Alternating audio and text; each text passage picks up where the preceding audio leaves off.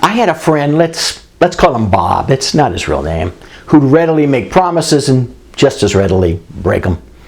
All medical groups have a culture, whether or not it's been purposefully created, it exists.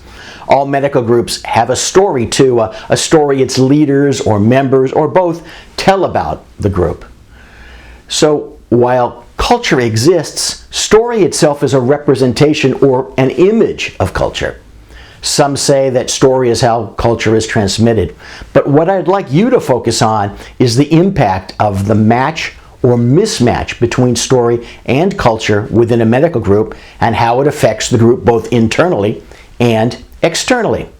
The community group prides itself on delivering high quality care and on meeting the needs of its patients and of the referring physicians. That's the story they tell themselves.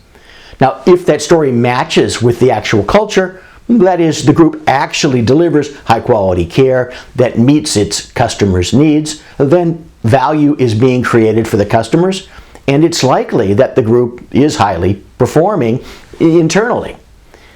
On the other hand, if the story remains the same, but the group's physicians are rude, and if reports promised to referring physicians are generally late, then there's trouble in store for the group. They are just fooling themselves and no one else. The same mismatch can happen internally as well. For example, when a group's leaders belief being the story, that they have created a culture of mentoring younger group members, but the reality is that there is no guidance and that management by yelling around is the rule.